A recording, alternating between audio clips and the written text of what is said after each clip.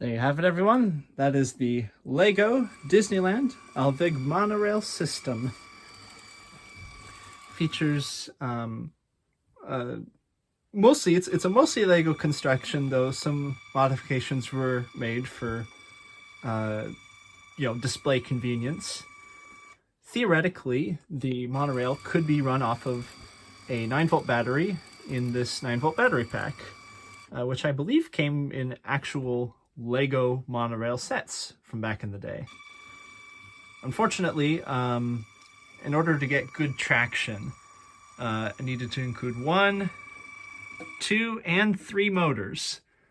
So it does drain, it would drain a battery pretty quickly, and unfortunately it is kind of difficult to replace the battery. Eventually one day I would like to have the battery automatically charge at a station. But for right now, instead what happens is the monorail is continuously powered by some rails here, which are made out of copper wire. And the rest of the track is brick built, it's just this copper wire. And then I use some scrap metal from a thrown out windshield wiper to make the little power pickups here. The system is controlled by an Arduino. So, in real Disneyland, what is underneath the station is the line for the submarine voyage. Instead, here we have some, ominous power station-ish looking building, and that's where the Arduino is. And the job of the Arduino is to read inputs from these little RCX touch sensor buttons that will signal to the Arduino when the monorail has reached its maximum travel distance, so as to not fall off the copper rails. So for instance, the Arduino is waiting until this button is triggered, and then it sends a command through the infrared LED to the IR receiver on board. And that's how the monorail is controlled. And then for starting and stopping the monorail, I have a little light brick here, or a light sensor brick, I should say, here.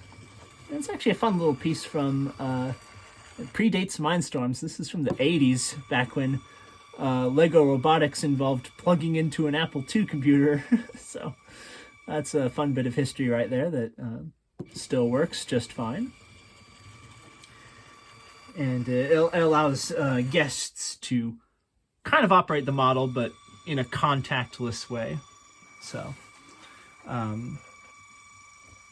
and of course, the reason I chose an Arduino is that I was also conceiving that this might be left overnight, perhaps at a library somewhere where the power might be turned off at night. And with Lego Mindstorms, if you turn off the power and turn it back on again, it won't necessarily start running a program right away. Whereas an Arduino will be happy to start running its default program as soon as it's plugged in. So that's why that was chosen. And then speak of the space station itself here, it's the monorail is based off of the monorails from the 80s, the big capacity ones with the big domes, with the 5-car trains. I think they're called either the Mark IVs or the Mark Vs. Some of these little bumpies on the roof here are not accurate to prototype. They're just there because I was really running out of room for wires.